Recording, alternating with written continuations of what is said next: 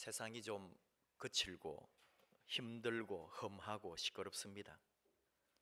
정치적으로 지금 공격하고 방어하고 다투는 분이 계시죠. 여러 가지로 시끄럽게 지금 뉴스를 장식합니다. 또 한 언론인들 두고 공방이 치열합니다. 가만히 있으면 맹공을 퍼붓고 당하는 것 같으니까 맞대응을 또 하는 거죠. 서로 치고받고 싸우는 형태입니다. 사는 것도 우리 스스로 지금 살아갈 힘도 없는데 들려오는 이런 뉴스나 소식들이 힘 빠지게도 하고 재미없게도 하고 그렇습니다. 축구까지 떨어졌습니다. 스카이캐슬까지 안 하고 축구까지 했는데 이런 변이 벌어지고, 그러니 여러분 한 주간 무슨 재미로 사셨어요? 일본과 좀 원래 우리가 사이가 좋지 않은데 지금 그 일본 자위대 초계기 위협적인 저공 비행으로 우리 한일 관계가 더 껄끄러워졌습니다. 일본은 오랫동안 독도를 노리고 있고, 그리고 지금도 호시탐탐 이런 식으로 우리의 심기를 건드리는 이유가 있겠죠. 워드 처칠이라는 사람이 있습니다. 북아메리카 토착 인디언입니다. 조상이 원래 아메리카 지역에 살고 있던, 북미에 살고 있던 사람인 거죠. 그들이 온 이후 토착민이 쓴 인디언 멸절사라는 책을 썼어요. 우리는 대체로 우리 미국의 관점, 백인들의 관점, 그 미국 원래 살았던 사람들을 쫓아내고 미국을 이룬 지금의 우리 미국 사람들이 써놓은 인디언 역사들에 대하여 많이 알지만은 이 책은 정반대쪽, 당한 쪽의 입장을 대변합니다. 1492년 10월 12일 크리스토퍼 콜럼버스가 지금으로 말하면 카리브해 연안에 들어왔거든요. 그때 북아메리카에 원래 살고 있는 사람들이 있었거든요. 1500만 명 정도였답니다. 우리가 말하는 소위 아메리카 인디언들이죠. 그게 인디언도 여러분 우리가 부르는 말이지 그 사람들은 그렇게 말하지 않습니다. 왜 인디언이라고 했죠? 인도인 줄 알고, 콜럼버스는 인도에 도착한 줄 알고 그곳 사람들을 인도 사람들, 인디언이라고 불렀거든요. 그러니까 얼마나 잘못한 거예요. 이미 그 나라에는 그 나라 사람들이 1500만 명이 살고 있었는데 우리 임진왜란 일어나기 100년 전이에요. 그리고 4만 명 정도가 되는 대도시, 물론 고대지만은 그때 고대라기보다는 좀 5, 600년 전이니까 그렇습니다만은 이 4만 명이 되는 그런 도시였다고요. 그런 도시들이 몇 개가 있었대요. 그 미국 안에. 그 원래 토착민들이 그렇게 살고 있는데 이 백인들이, 유럽 사람들이 밀고 들어가 가지고 지금 어느 정도냐 하면은 160만 명만 남았습니다. 1500만 명의 그 본토 사람들이 다 죽고 밀리고 그렇게 하고 지금은 160만 명 정도 남아 있다는 거죠. 제일 가난합니다. 실업률 가장 높습니다. 급여 수준, 교육 수준 가장 낮은 사람들이 바로 아메리카 인디언들입니다. 어떻게 해서 그런 일이 벌어졌죠? 백인들이 강력한 무력으로 원주민들을 다 몰아낸 거죠.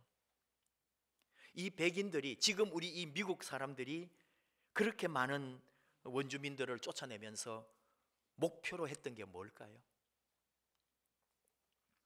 고대로부터 지금까지 전쟁하고 정복하고 살인하고 빼앗는 이유가 무엇일까요? 땅 때문입니다. 땅을 차지하려고 싸우는 거예요. 더 넓은 영토를 확보하려고 그토록 잔인한 전쟁을 하며 인류는 살아오고 있습니다. 로마 시대도 그랬고요. 아놀드 토인비가 역사를 정의할 때 역사는 도전과 응전이라고 표현을 했죠. 도전하려고 하면 힘이 있어야 합니다. 도전에 맞서서 응전하려고 해도 힘이 있어야 됩니다. 다 힘이 있어야 되는 거예요. 단재 신채호 선생이 역사를 아와 비아의 투쟁이라고 했어요. 나와 나 아닌 것 사이의 투쟁에서 가장 핵심적 요소가 뭐냐? 힘입니다. 힘이 최고의 가치고 최고의 무기입니다. 힘이 있어야 정복합니다. 힘이 있어야 방어도 합니다. 힘이 있어야 땅을 차지할 수 있습니다. 이게 상식이죠. 우리 개인의 삶도 치열하게, 여러분이 지금까지 우리 어르신들 안 먹고 허리띠 졸라매고 사는 이유가 뭘까요? 땅을 차지하려고 그랬다면 억지일까요? 아닙니다. 우리도 땅을 차지하고 땅을 얻으려고 그렇게 열심히 지금 살아가고 있는 거예요. 얼마나 땅을 소유하고픈지 하늘 공중에다 집을 지어놓고 땅이라고 하면서 사고 팔고 거기서 살아갑니다. 몇 평이냐, 월세냐, 전세냐, 내 집이냐, 아웅다웅. 참 세상에나 얼마나 땅을 갖고 싶으면 허공에다가 칸을 질러놓고 내 땅, 이 땅 하면서 그 땅을 가지겠다고 우리 싸우는 거거든요.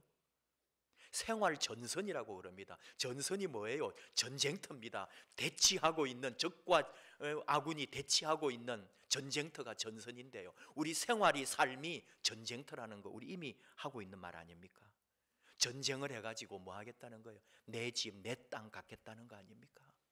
내 땅을 소유하겠다고, 더 넓은 땅을 소유하겠다고. 힘을 가져야 되고 돈을 가져야 되고 성공해야 되고 강해야 되고 어떤 때는 남의 것을 빼앗아야 됩니다. 짓밟아야 됩니다. 이런 상식이죠, 우리 삶이라는 게. 근데 이런 상식으로 오늘 예수님의 말씀을 들으면은 이해가 안 되고 웃긴다 그러는 거죠. 온유한 사람이 복이 있다. 땅을 기업으로 받을 것이다. 우리만 이해 못하는 게 아니라 그 당대에 예수님의 말씀을 듣는 유대 백성들도 똑같이 이해가 되지 않았습니다. 왜냐하면 유대는 지금 로마의 식민지인데요. 역사적으로 항상 땅을 빼앗긴 사람들, 주전 588년 신바벨로니아 제국에게 멸망당해가지고 제대로 된 독립을 쟁취해 본 적이 없는 민족이 유대민족 아닙니까? 신바벨로니아에 이어서 페르시아가 지배했습니다. 페르시아의 종이 됐습니다. 지금 예수님 당대는 로마의 종살이, 로마의 식민지입니다. 정말 유대인들이야말로 꿈에도 소원은 빼앗긴 땅을 되찾고 빼앗긴 사냐를 되찾는 거 아니었을까요? 하루속히 메시아가 나타나서 이 한 맺힌 역사를 뒤엎어버리고 잃어버린 나라의 주권과 빼앗긴 땅을 되찾아 줄 것을 기대하는 사람들이 유대 백성들이었습니다. 그러니까 이런 일을 감당할 수 있는 메시아는 강력한 힘을 가져야 합니다. 로마 제국보다도 더 강력한 무력과 힘과 능력을 가지고 있어야 되는 거죠. 그런데 예수님이 기적을 행하거든요. 이적을 행합니다. 죽은 사람을 살렸다는 소문이 들립니다. 이 사람이 정말 우리가 기다리는 메시아인가? 우리를 로마의 압제에서 건져내 줄 것인가? 언젠가는, 아직은 잘 모르겠지만 카리스마적인 강력한 파워를 행사하고 파쇼적인 힘을 가지고 로마를 뒤엎고 우리나라를 구할 것이다. 나름대로 희망을 품고 많은 사람들이 예수님 주위에 맴돌았다는 거죠. 근데 예수님 말씀합니다. 온유한 자가 땅을 차지할 것이다. 잘못 들었나? 온유한 사람이 땅을 차지하고 온유한 사람이 땅을 받게 돼? 성격 좋고 친절하고 유순하고 부드러우면은 어디 우리 사람들 모임에 가면 대접은 받습니다. 그건 인정할 수 있어요. 그런데 온유한 사람이 땅을 받는다? 이거는 뭔가가 아닌 것 같다라고 그 유대인들도 그리 생각했을 거라고요. 목숨 걸고 싸우고 우리 생활 전선에서 정말로 피비린내 나게 살아야 내 땅 조금이라도 가질 수가 있는데. 블레인 리라고 지도력의 원칙으로 번역을 했는데 원래 영어책은 The Power Principle이에요. 어떤 힘의 원리. 거기 여러 가지 이야기가 나와요. 근데 어떤 세 가지 힘이 우리 이 지도자들은 그런 세 가지 힘을 행사하는 유형이 있는데, 첫 번째는 강압적인 독재자들이 행사하는 힘. 강제적인 수단을 사용해 가지고 내 명령에 무조건 따르라, 시키는 대로 해라 하는 그런 강압적 힘이 있다는 거예요. 두 번째는 실리적인 힘이라고 번역을 하는데, 내 말 잘 듣고 나 찍어주고 나 따르면 당신들 잘 될 수 있다고, 저 사람 밀어주고 저 사람 대통령, 저 사람을 표를 주면은 저 사람으로 인해서 우리 지역이, 내 집이, 우리 다음 세대가 잘 살게 되고 복받고 여러 가지 이익이 있을 거다. 그런 메리트를 주면서 이렇게 힘을 행사한다는 거예요.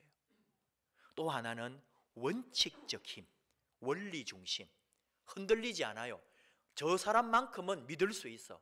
내 편, 이 편이 아니고 법대로 하는 사람, 원칙대로 하는 사람, 그런 사람이 힘이 있거든요. 믿어주니까요. 우리 인류가 살아가는 역사 속에 그런 수많은 힘의 유형이 있다는 거예요. 그런데 온유한 힘은 없어요. 온유한 건 없어요. 온화하고 부드럽고 이런 것은 힘에 들어가지가 않거든요.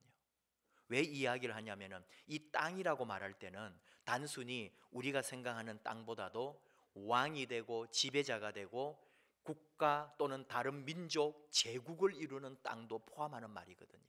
그러니까 지도자가 되거나 대통령이 되거나 왕이 될 때는 다른 나라까지 다스릴 수 있는 큰 땅을 차지하게 될 수도 있다, 그런 말인데, 그런 나라를 다스리고 지배하고 권력을 가지고 대통령이 된다는 것은 그런 원칙주의자도 되겠고, 백국민들이 그 사람 따라가면 우리가 잘 살게 될 것 같고, 아니면 아예 독재를 하면서 짓누르니까 우리가 굴복하게 되는 힘이 있겠지만, 온유한 지도자는 없더라 이거예요. 온유한 힘은 없더라 이거예요. 온유해가지고는 땅을 차지하는 것 같지 않더라 이거예요. 우리 예수님 말씀이 아주 역설적이기도 하고 우리가 그렇게 생각하지만은, 땅을 차지하고 뭔가 세상에서 나의 영역이 넓어지고 하는 것은 온유하고는 좀 거리가 먼 것 같아요. 그런데 예수님은 온유한 사람이 복되고 온유한 사람이 땅을 얻는다는 거죠. 온유는 온화하고 부드러운 겁니다. 내 안에 온유함이 있다는 것만이 아니라 타인에 대하여 나타난 반응의 온유함이에요.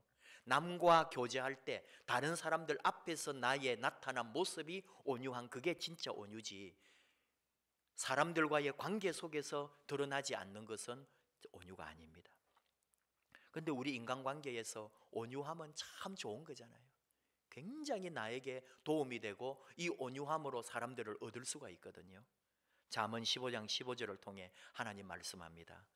부드러운 혀가 뼈를 꺾는다. 아무리 단단하고 찔러도 피 한 방울 나지 않을 것 같은 사람이라도 부드러운 사람이 온유하게 접근하면 그 사람도 녹아내리거든요. 이게 온유함이잖아요. 분명 온유한 거는 좋은 건데 땅을 기업으로 받는다는 것과는 좀 거리가 멀지 않은가. 그래서 오늘 우리는 이 온유함, 예수님이 말씀하시는 온유함이 무엇인지를 말씀 그대로 한번 배워봐야 되는 거죠. 헬라어로 여기서 말하는 온유는 프라우테스입니다. 이게 영어로는 젠틀니스거든요. 그리고 킹 제임스 번역에서는 미크니스라고 그랬어요. 아주 부드럽고 아주 이 우유 같은 그런 부드러움. 프라우테스, 따뜻하고 부드럽고 아주 온화한 그런 건데, 예수님의 온유는 우리가 좀 더 깊이 봐야 되는 거예요.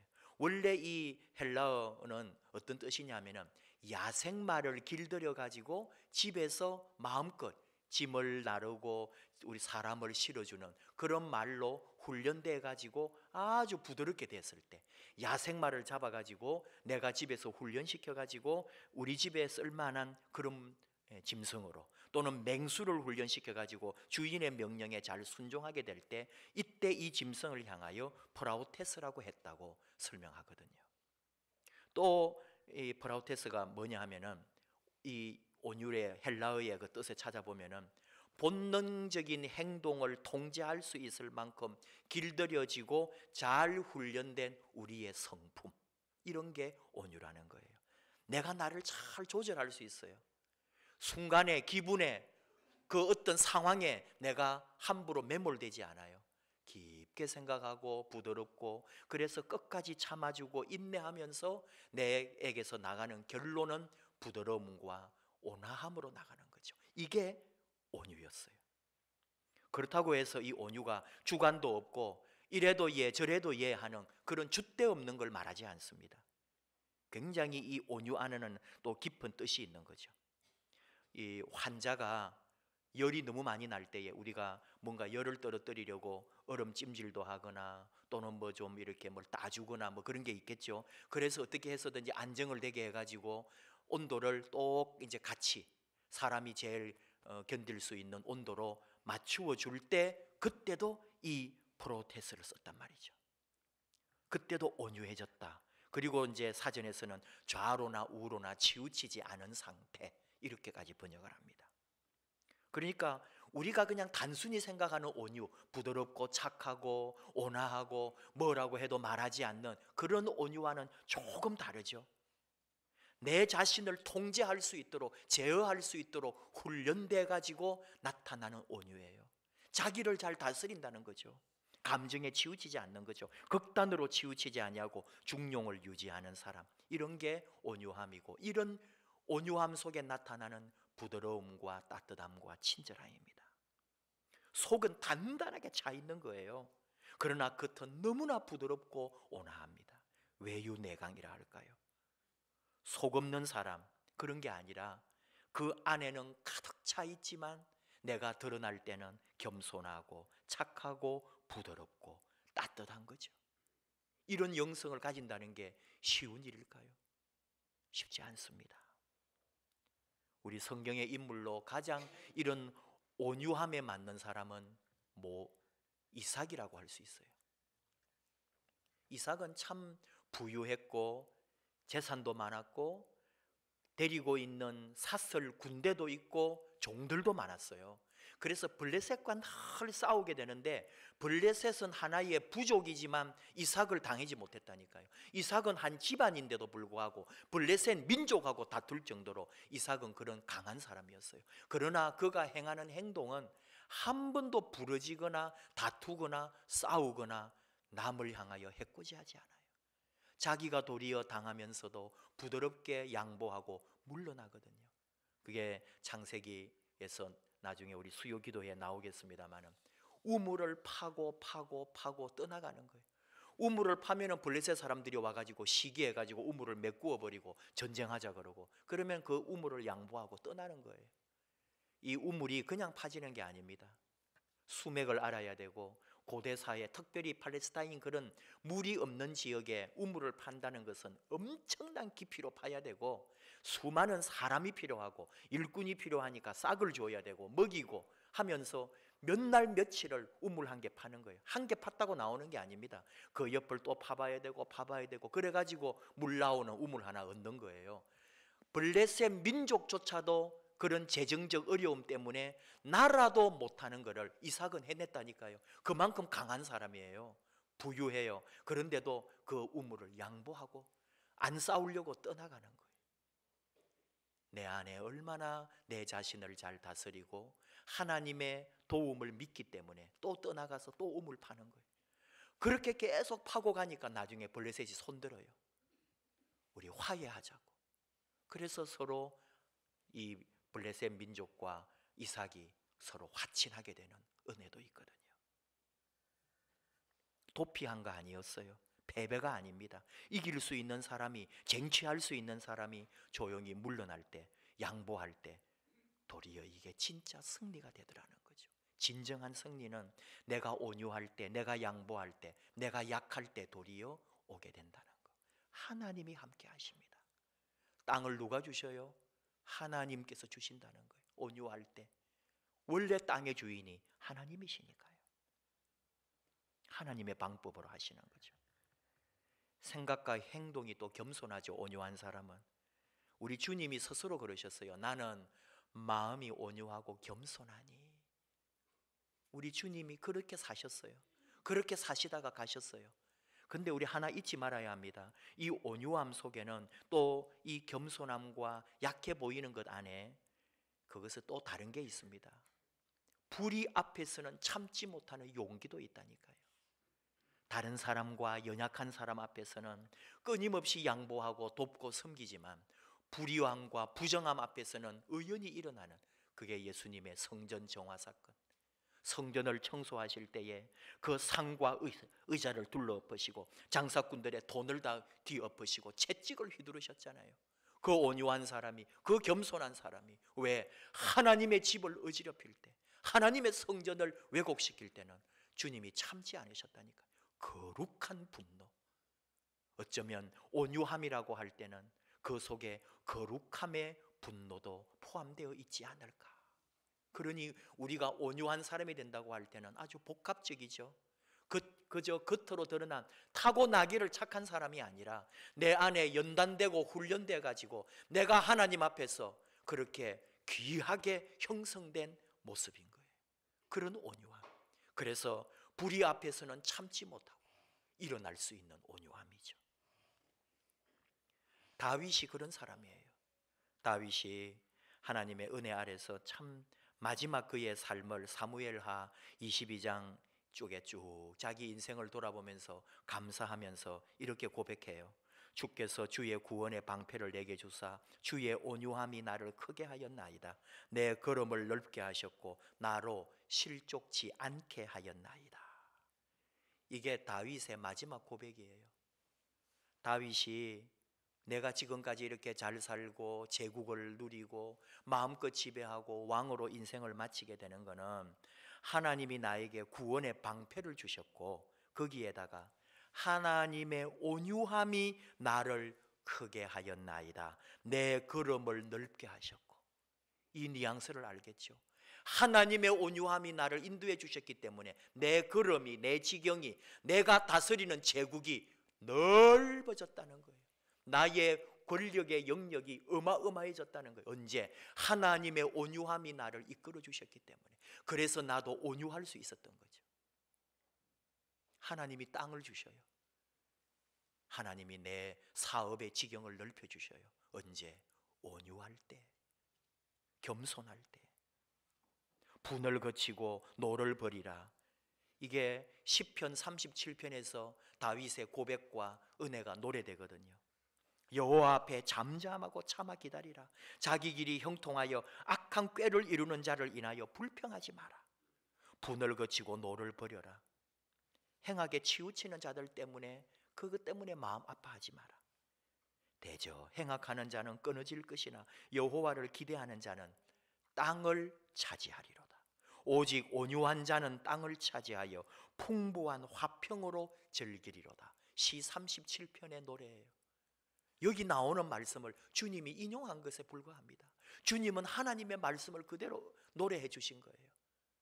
온유한 자가 땅을 받게 될 것이다.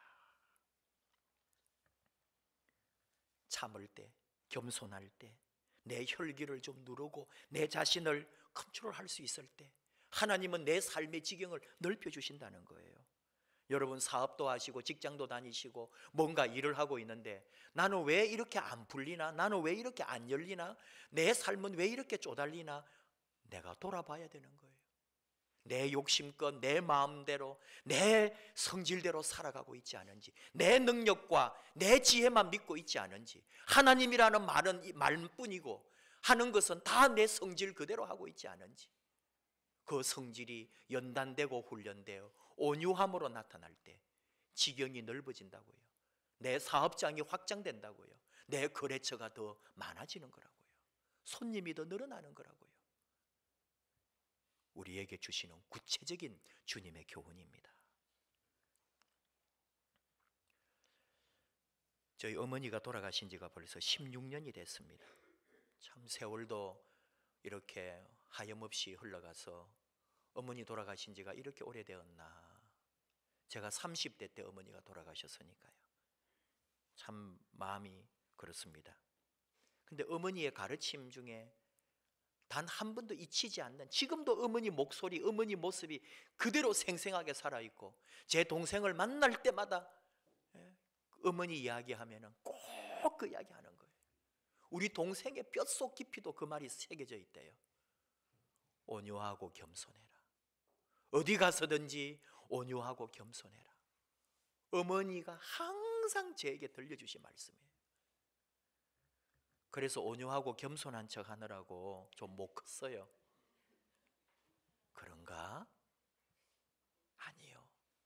정말 온유하고 겸손할 때 좀 부족하지만, 어떤 때는 으스대려 그러고 어떤 때는 자랑하고 싶기도 하겠지만, 그래도 주의 말씀이 있고 어머니의 그 내 뼈까지, 내 뼛속 깊이 박혀있는 어머니의 말씀, 어디에 가서든지 온유하고 겸손해라. 그래서 하나님이 항상 좋은 것으로 채워주신 걸 저는 믿습니다. 땅도 많이 주실 거예요. 아마 아직까지 땅이 지금 오지 않아서 그렇지, 지금 땅이 지금 막 오고 있을 거예요. 여러분이 저의 땅입니다. 우리 교회가 저의 땅입니다. 여러분의 믿음의 영역이, 여러분의 지경이, 우리 성도님이 살아가는 그 모든 사업이 목사가 늘 가서 보고 기쁘고 뿌듯하고 감사하고, 여러분 하고 있는 모든 영역이 다 우리 주님의 것이고, 이 목회자가 가서 축복하고 같이 기도하고 볼 수 있으니 얼마나 복되고 많은 땅과 많은 소유를 가지고 있는지요. 할렐루야. 하나님, 여러분 삶에도 올해 그런 은혜와 복으로 온유하고 겸손할 때, 하나님에게 맡길 때 하나님의 온유함이 나를 덮어서 내 지경을, 내 삶을, 내 땅을 넓혀주신다고. 다윗의 고백이 우리의 고백되고 주의 말씀이 우리의 말씀 되기 원합니다. 하나만 더 하면은 이제 민족 고유의 명절 설이 옵니다. 이번 주부터 떠나시는 분도 계실 거예요.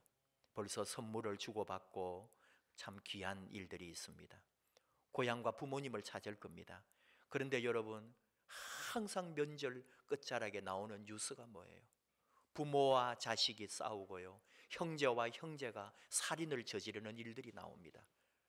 여러분, 왜 그래요? 이거 다 땅 빼앗으려는 거 아닙니까? 땅 차지하려는 거 아닙니까? 부모 땅을 내가 먼저 갖겠다는 거 아닙니까? 그 마음으로 땅을 차지할 수 있을까요? 오늘 주님 우리에게 가르쳐 주셨습니다. 온유한 자가 복이 있나니 땅을 기업으로 받을 것이다. 기업으로 받는다는 말은 유산으로 상속받는다는 말이에요. 하나님이 주십니다. 땅의 주인은 하나님이십니다. 우리가 온유할 때 하나님이 우리에게 땅을 유산으로 상속해 주시겠다고요. 우리는 어떻게 해야 합니까? 본래 자식의 자리, 온유한 자식, 온유한 아들, 온유한 딸로, 온유한 며느리로 그 자리에 있으면 됩니다. 땅은 하나님이 주실 거예요. 내가 그 자리 가지고 있을 때. 진정한 강함은 가장 약할 때라고 사도 바울을 통해 하나님 가르쳐 주셨잖아요. 고린도후서 12장 10절, 내가 약한 그때의 강함이니라. 사도 바울이 자기 평생의 고백이에요. 내가 병들었을 때, 내가 약할 때, 내가 매맞고 고통스러울 때 가장 하나님의 아름다운 일을 감당하고 영적으로는 강해졌다고. 온유한 자가 복이 있나니 땅을 하나님께서 유산으로 물려주실 거다. 올 한 해 온유함이 우리의 삶 안에 뿌리 내리고, 여러분의 사업의 지경이, 여러분의 삶의 자리가, 여러분의 가정의 모든 일에 넓어지고 넓혀지고 더 많은 것으로 상속받는 하나님의 복이 임하기를 주님의 이름으로 축복합니다. 우리 함께 찬양합시다. 약할 때 강함 대신에. 우리 주님 찬양하고 주님의 마음 닮아가면서 함께 나아가십시다.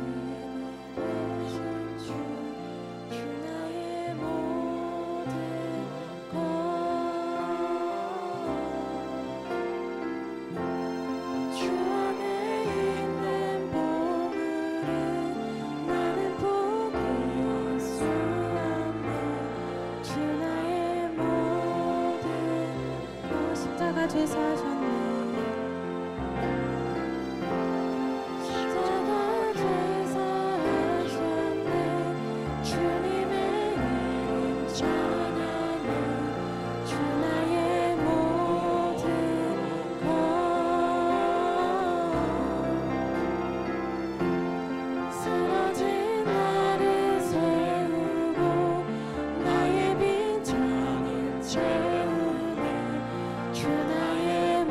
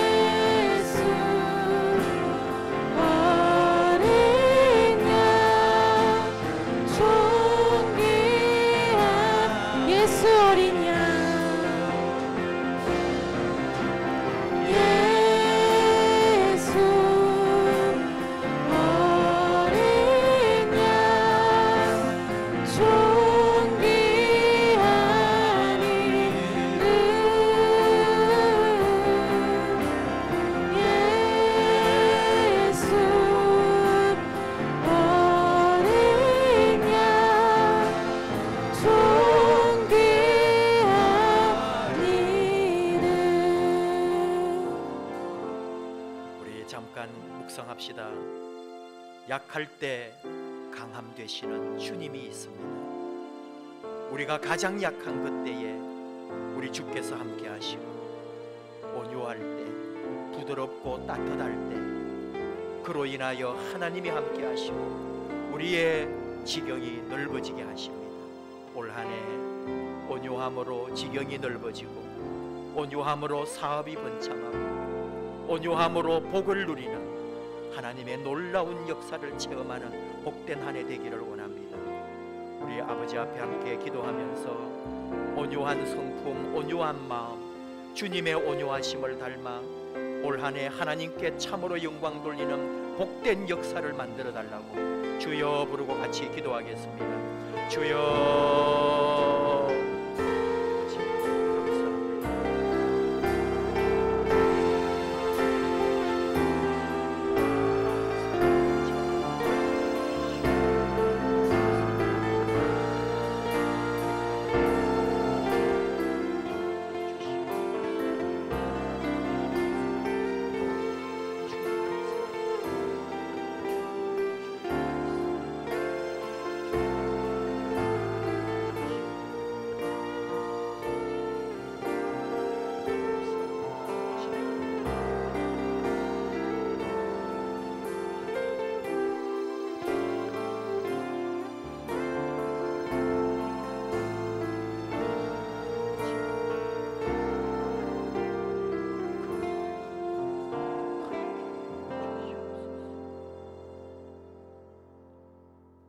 하나님 아버지, 감사합니다. 우리가 가장 약할 때, 우리가 가장 겸손할 때, 우리가 온유할 때 하나님 그때부터 우리에게 역사하시는 줄을 믿습니다. 우리의 약함이 하나님을 움직이게 하시고, 우리의 부드러움이 사람을 움직이게 하며, 우리의 온유함으로 땅을 차지하게 되는 하나님의 놀라운 역사가 오래 있게 하여 주시옵소서. 우리의 지경이 넓어지기 원합니다. 사업이 번창하기 원합니다. 우리의 가정이 더욱 번성하기 원합니다. 온유한 자가 복이 있고 땅을 기업으로 받는다는 그 말씀이 올해 나에게 주신 말씀이 되고, 그리하여 내 삶의 지경이 넓어지고 우리 가정의 모든 삶이 형통해지고 하나님이 상속하시는 큰 복을 누리는 복된 한 해가 되게 하여 주시옵소서. 예수님 이름으로 기도하옵나이다. 아멘. 일어나셔서 예물 드리겠습니다.